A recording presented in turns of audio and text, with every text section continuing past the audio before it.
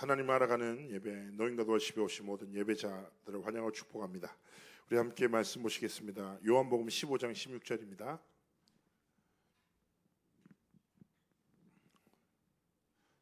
성경을 보시고 성경이 혹시 없으신 분들 앞에 화면을 보시면 되겠습니다. 우리 찾으셨으면 합독하시겠습니다. 너희가 나를 택한 것이 아니요 내가 너희를 택하여 세웠나니 이는 너희로 가서 열매를 맺게 하고 또 너희 열매가 항상 있게 하여 내 이름으로 아버지께 무엇을 구하든지 다 받게 하려 함이라. 아멘.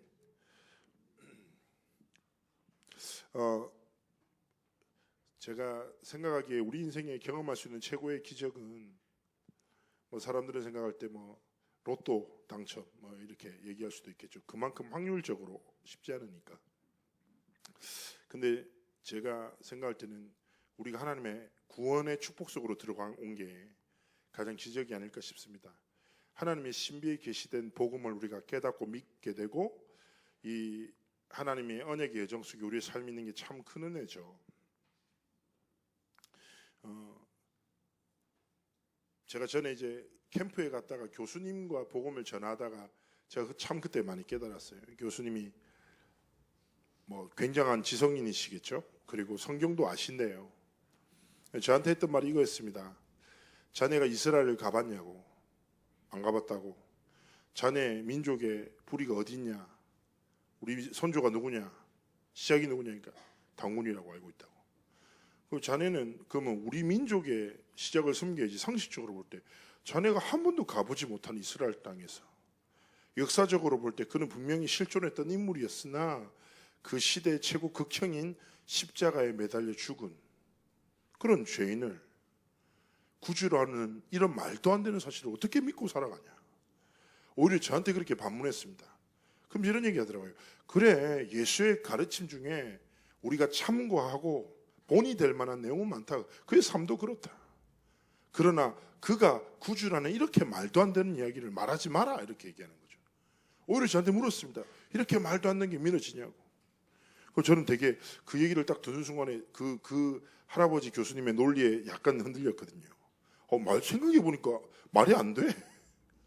근데 제가 이렇게 얘기했습니다. 그 교수님한테 이렇게 얘기했습니다. 그러게요.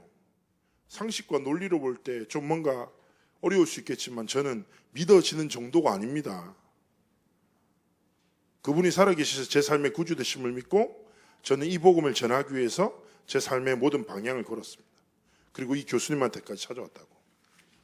그렇게 제가 돌아서 나오는 길에 진짜 깊은 감사가 생겼습니다. 뭐냐?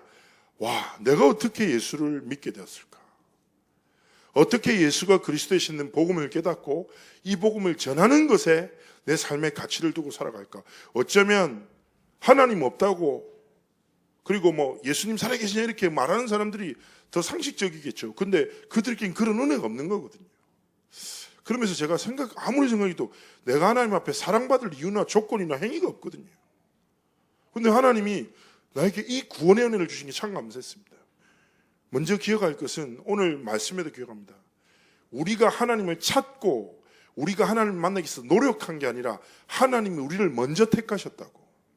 그 시작은 무엇입니까? 요한복음 3장 16절에 있습니다. 하나님의 복음의 시작은 사랑입니다.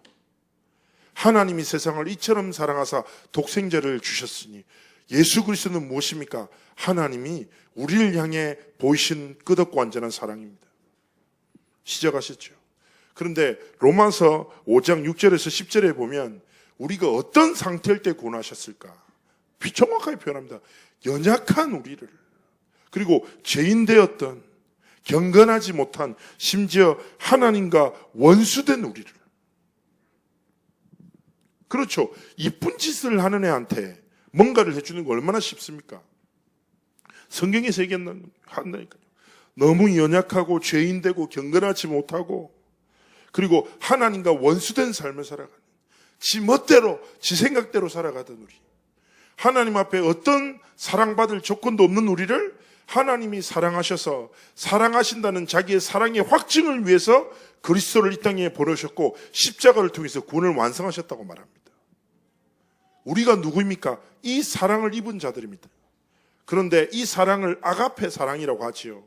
그런데 대부분 세상의 사랑에는 조건이 있습니다. 아무리 관계가 정해져 있어도 어쨌든 조건이 무엇입니까? 예를 들면 여러분, 아무리 좋은 사람도 계속 피해를 준다 사랑할 수 없어요. 뭔가 자기에게 유익을 주고 이익을 주는 관계를 지향하게 되어 있습니다. 그런데 아가페의 말 자체가 이겁니다. 무조건적인 사랑이다. 조건 없고 또 어떤 사랑입니까? 완전하고 영원한 하나님의 사랑. 근데 이 아가페 하나님의 사랑의 가장 중요한 핵심적 속성은 무엇입니까? 포기하지 않는 사랑입니다. 하나님은 우리의 삶의 모습을 절대로 판단치 않으시고, 자, 우리 신앙생활 할 때 솔직히 양심적으로 생각해 봅시다. 여기 뭐 나이 드신 성도님도 계실 수 있는데, 우리가 하나님 앞에서 이쁜 짓 할 때 많아요? 아니면 못된 짓 할 때 많아요? 너무 간단하지. 믿음으로 살아갈 때 많습니까? 불신앙으로 살아갈 때 많습니까? 불신앙이지. 그렇지 않습니까? 어떻게 보면 19은 우리 그렇게 살지 않습니까? 그런데 하나님이 어떤 순간을 기억하십니까? 우리가 9번 불신앙한 거요? 아니에요. 한 번 하나님 앞에 선 거, 복음 붙잡은 거, 신앙 고백한 거, 하나님은 그것만 기억하세요. 다른 모든 것들을 간과하시고, 왜냐? 사랑하시니까. 우리를 포기하지 않고 영원하고 완전한 사랑으로 우리를 그의 자녀 삼으셨으니까. 그래서 저는 신앙생활이 이렇다고 생각합니다. 순간을 우리는 하나님께 드리는데 하나님은 우리의 인생을 다 붙드시고, 저는 오늘을 살아가는데 하나님 내 삶의 전체 방향을 움직이시는 거죠. 얼마나 감사합니까? 그래서 오늘 우리가 하나님 앞에서 어떤 작은 믿음의 결단이 있었으면 좋겠습니까? 저는 이겁니다. 하나님이 이렇게 우리를 사랑하셨잖아요. 그런데 우리는 어디 속에 살아갑니까? 이 사랑 앞에서 나를 찾습니까? 아니죠. 세상의 기준과 사람의 소리 앞에서 나를 찾습니다. 세상 속에서 흔들립니다. 사람의 말이 휘청입니다. 그렇지만 어디 앞에 와 못 섭니까? 바로 우리를 이 끝없는 사랑으로 지키시고 함께 하시고 포기하지 않고 언약을 성취하실 하나님의 은혜 앞에 서지 않는 거죠. 조금만 우리가 하나님 앞에서 믿음의 결단하고 작은 중심 들여, 하나님, 나는 세상 속에서 사람들과 함께 살아갑니다. 그러나 세상과 사람이 내 삶의 기준이 되고 내 감정의 이유가 되지 않도록, 하나님, 내가 진짜 끝없는 사랑과 언약으로 내 삶을 지키시고 나와 함께 하시는 하나님 앞에서 살아가는 자가 되도록, 진짜 하나님 앞에서 우리의 작은 믿음의 결단을 드리곤 합니다. 사람들은 그렇게 살아갑니다. 세상 속에 살아가다 보면 나한테 영향을 주는 위치에 사람이 있을 수 있죠. 그렇죠? 대학은 교수님, 직장에서는 상사, 여러 사람이 있을 수 있습니다. 근데 우린 자칫해 버리면 이 사람이 주는 이익 앞에서 흔들릴 수 있습니다. 저는 잊지 못하는 한 가지 딱 신앙 고백, 제가 되게 좋아하는 성경 본문 중에 출애굽기 1장이 있습니다. 출애굽기 1장에 보면 이런 내용이 있거든요. 뭐냐면 히브리 민족이 엄청나게 막 쉽게 얘기하면 순풍순풍 애를 낳아서 민족이 강대해지고 거듭해지는 거죠. 바울 왕이 히브리 민족을 움직이기 위해서 어떤 정책을 펼칩니까? 남아들을 죽여요. 어린애들을 말살시켜요. 근데 성경에 보면 이런 사람이 나온다니까요. 시브라와 부하라는 히브리 산파가 나와요. 잘 봐요. 왕 밑에 이래. 근데 왕이 집정명령해. 야, 히브리 민족에서 태어나는 남자 아기들은 전부 다 나일강에 던져 죽여라. 여러분, 절대 권력자 왕이 명령이요, 직접. 근데 성경에 보면 뭐가 나온 줄 압니까? 히브리 산파들이 여호와를 경외함으로. 경외한다라는 영어 표현이 fear, 두려워한다는 말이에요. 사람의 손이 아니라 하나님의 손을 두려워하고 작은 믿음의 결단으로 남자아이들의 생명 몇 명을 지켜요. 그 중에 한 명이 누구예요? 모세예요. 전 그거라고 생각합니다. 뭐냐? 세상과 사람 속에 살아가지만 그들을 두려워하지 마세요. 그들도 하나님의 손에 있습니다. 절대 주권자, 생사화복과 흥망성쇠의 주관자 되신 하나님께서 우리를 사랑하셔서 그리스도를 보내셨고 우리를 그의 자녀로 삼으셨고 언약의 성취의 주역으로 부르셨어요. 그러면 우리가 연약할 수 있습니다. 연약함에도 매이지 말고 사람의 강함 앞에서 서지 말고 전능하신 창조주 하나님 앞에 서서, 하나님, 내가 진짜 하나님 앞에서 살아갈 것입니다. 세상과 사람이 아니라 하나님을 두려워할 것입니다. 여러분이 어떤 판단의 기준에서 다른 것 아니라 그렇지, 내가 인정받고 내 이익이 아니라 하나님이 기뻐하시는 게 뭘까? 무엇을 선택하면 복음에 유익한 것일까? 조금만 그 선택 앞에서 영적인 고민하고 우리의 삶을 하나님께 드리기 원하십니다. 그래서 무엇입니까? 결국 하나님이 지으신 나, 하나님이 주신 나의 것, 하나님이 진짜 주신 나의 현장을 살아가길 원하시는 거죠. 그러면서 하나님이 진짜 우리에게 원하시는 게 뭘까요? 저는 오늘 말씀 속에서 묵상하면서 이런 생각이 들었습니다. 하나님이 이렇게 나를 사랑하셔서, 참 제가 저희 팀들한테 자주 얘기하는데, 나란 존재가 되게 괜찮지만 되게 별로라고. 다 그렇죠. 나 괜찮잖아요, 좀. 근데 이게 별로거든요. 여러분 다 그렇지 않습니까? 우린 그런 존재입니다. 그런데 하나님이 이런 나를 사랑하셨잖아요. 그래서 저는 하나님의 목적이 그라고 합니다. 이 하나님의 사랑 알고, 그리고 이 사랑 안에서 나를 사랑하신 하나님 생명 다해 사랑하고, 이게 우리의 삶의 시작이 돼야 됩니다. 뭐요? 하나님의 사랑 되신 복음을 알고 이 사랑으로 하나님을 다해 생명 다해 사랑하고. 전도와 선교는 복음을 잘 정리해서 사람들에게 전하는 게 아닙니다. 하나님을 사랑하는 자들이 하나님이 기뻐하시는 일에 삶의 방향을 던지는 겁니다. 하나님 우리에게 원하시는 뭡니까? 이 사랑 안에서 사랑 없어 죽어가는 자들에게 사랑을 전하고 다음 세대에 이 사랑을 전달하는 삶을 살아가기 원하십니다. 전도와 선교와 렘넌트 운동은요, 머리로 하는 게 아니라 가슴으로 합니다. 어떻게 해요? 하나님의 사랑 입은 자들이 그 사랑으로 인하여 그 사랑을 전하는 삶을 살아가는 것입니다. 내가 하고 싶다 하기 싫다가 아니라 내 삶이 그 속에 있을 수밖에 없습니다. 그래서 하나님이 우리를 택하여 부르셨습니다. 무엇을 해요? 사랑하셔서 우리를 하나님의 자녀로 삼으셨습니다. 어떤 삶을 살아가기 원하십니까? 바로 이 사랑.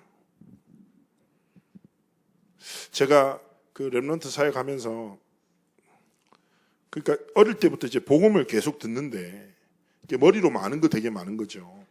막 그래서 심지어는 이제 청소년 시절에는 믿는 복음이 아니라 아는 복음으로도 전도했어요. 중학교 때. 근데 중요한 게 막 하나님은 살아계신 것 같은데 내 하나님이 없어. 그게 안 와닿는 거예요. 머리로는 다 알겠어. 근데 모르겠는 거예요. 그래가지고 막 엄청 막 방황을 하다가 내가 하나님 앞에서 진짜 하나님 좀 만나고 싶어서 약간 짜증냈던 것 같아요. 뭐라고 기도했는 거 같냐면, 하나님 너무하신 거 아닙니까? 중학교 때 분명히 살아계신 건 알겠는데 왜 나에게는 이 하나님의 사랑을 안 알려주시냐고. 진짜 너무하시네. 내가 몇 년을 다닌 줄 압니까, 교회를? 내가 벌써 15년째 다니고 있는데 하나님 너무하신 거 아니냐고. 내가 누군가의 의지로 항상 신앙생활 하다가 처음으로 내 삶의 의지와 중심으로 이 사랑 알고자 하나님 앞에 섰습니다. 근데 그게 제 삶의 인생의 터닝 포인트였습니다. 하나님이 하나님의 사랑을 깨닫게 하시고 그 사랑 안에서 내 삶의 목적과 이유를 발견하게 하셨거든요. 무슨 말입니까? 여러분, 진짜 이 사랑을 여러분의 것으로 딱 체험하고 이 사랑으로 살아가고 오늘을 지키고 이 사랑으로 이 복음을 전하고 다음 세대에 전달하는 삶을 살아가기를 원하십니다. 결론으로 한 가지 말씀만 더 드리겠습니다. 우리가 사랑하는 우리의 사랑 되신 예수 그리스도, 어떤 이름일까요? 전 성경 보면서 좀 이런 게 나오더라고요. 사실은 우리가 예수 그리스도 많이 듣고 오직 예수 그리스도 138 얼마나 우리가 그리스도에 대한 말씀 많이 듣습니까? 옛날에 진짜 초창기 비디오에는 전부 다 시작할 때 주는 그리스도 맨날 들었잖아요, 이거. 그리고 그리스도에 대해서 이렇게 많은 말씀을 정리해서 전달하는 팀은 없습니다. 어마어마하게 감사한 거죠. 그런데 제가 과연 우리 렘넌트들이 그리스도를 어떻게 누리고 있는가? 진짜 이 이름의 생명과 능력과 진짜 체험하고 있는가? 이런 생각이 들었습니다. 그럼 성경을 보는데 재밌는 장면이 나오더라고요. 뭐냐? 마태복음에 쫙 보면 그리스도께서 행하신 이적들이 나옵니다. 근데요, 어느 정도냐? 혈루증 걸린 여인. 몸에서 피가 계속 흘러요. 평생 동안 이 병을 치유하기 위해서 다녔는데 치유 못했어. 근데 어떻게 한 줄 아세요? 예수님에 대한 소문을 들어. 그래서 몸이 너무 안 좋으니까 막 움직이지 못하니까 예수님이 지나가신다는 길목에 앉아서 기다리고 있어요. 그리고 예수님이 지나가실 때 뭐 한 줄 압니까? 예수님의 옷깃을 만져요. 소심해, 여자가 내가 볼 때. 약간 대범한 여였으면 발목을 잡았든지 발가락을 잡았을 건데 이제 소심해. 작은 믿음으로 그리스도에 대한 소문만 들었는데 옷깃을 싹 만져. 근데 하나님의 능력이 임하고 치유되는 장면. 와, 그리스도. 그러면서 또 성경을 보는데 여러분, 소경 바디메오 아시죠? 이 스토리 되게 유명하잖아요. 이 남자는 보이지가 않아. 소문만 듣고 예수님이 지나가. 그래가지고 어떻게 합니까? 어디 있는지 몰라. 그냥 대충 소리 질러. 다윗의 자손 예수여 나를 불쌍히 여기소서. 사람들이 얘기해요. 나대지 마셔. 혼자 있어. 사람들 얼마나 많은데. 신경 안 써. 다윗의 자손 예수야 나를 불쌍히 여기소서. 예수님이 찾아오셔서 믿음으로 눈을 열어주세요. 제가 무슨 생각이 딱 들었냐. 야, 나는 이것도 안 한다. 사실은 복음 붙잡고 살아가는데 이것도 안 해. 옷깃도 안 만져. 부르긴 해. 뭐 식사할 때도 기도. 오늘도 제가 식사하면서 너무 맛있어서 두부 주셔서 하나님께 감사 기도했어요. 그리스도의 이름으로 기도했어요. 근데 진짜 내 마음에 내 삶의 어떤 절박한 내 삶의 중요한 문제를 두고 진짜 그리스도를 안 붙잡는 거예요. 옷깃을 만지는 믿음이 내게 없어. 진짜 그리스도의 이름을 부르지 않아. 문제 상황만 나죠. 다른 거 찾아요. 내가 나도 모르게 경험 찾고 이 문제를 도와줄 수 있는 사람 찾고. 사실상 우리의 삶에 진짜 우리에게 모든 것 주신 그리스도 이름 앞에 그 능력 앞에 엎드리지 않아요. 그러니까 당연히 체험 못하는 거죠. 그래서 저는 오늘 어떤 말씀 드리냐. 하나님 우리 사랑하셨다고요. 관계 이미 사랑으로 끈끈하게 완전해져 있어. 여러분, 사랑하는 자는 언제나 나타나도 반갑습니다. 어쩌면 하나님께서 여러분의 삶에 그 신앙 고백을 진짜 그리스도를 향한 진짜 절대 언약을 붙잡는 믿음을 기다리고 계신지도 모르겠습니다. 여러분, 오늘 하나님 앞에 혈루증 걸린 여인처럼 이 사랑 앞에 진짜 예수 그리스도의 옷깃을 붙잡는 믿음으로 나아가고 소심한 자라면 우리 자매들 소심한 자매들 있죠. 옷깃 잡으십시오. 그리고 약간 외향적인 행동이 있으면 부르십시오. 진짜 그리스도의 이름 부를 때 하나님이 우리 삶에 이루시는 그 역사를 체험하는 삶과 길을 가기를 주의 이름으로 축복합니다. 우리 잠시 합심해서 기도하겠습니다. 하나님이 우리를 사랑하시고 이 사랑 속에 거하고 이 사랑을 누리고 이 사랑을 전하고 전달하는 삶을 살아가기 원하십니다. 그리고 진짜 그리스도의 이름 앞에 나아가 모든 것 대신 오직 예수 그리스도 이름 붙잡기 원하십니다. 그 이름으로 살아가기를 원하십니다. 그 이름 안에서 꿈꾸고 그리스도 이름 안에서 모든 것을 행하는 오직 그리스도의 삶을 살아가기 원하십니다. 여러분의 마음에 무릎을 꿇고 그리스도 앞에 나가 오늘 그 은혜를 구하기를. 여러분의 문제가 있습니까? 하나님의 그리스도의 이름의 능력 앞에 서십시오. 상처가 있습니까? 하나님 그 상처를 치유하시도록 혈루증 걸린 여인의 마음으로 진짜 그리스도 앞에 나가십시오. 그리고 진짜 응답받고 싶은 내용이 있습니까? 그러면 그리스도 이름을 부르십시오. 오늘 이날 진짜 예수 이름 앞에 나가고 예수 이름의 능력을 구하는 자에게 하나님 역사하실 것입니다. 우리 전 합심해서 하나님 앞에 주신 말씀을 붙잡고 기도합니다.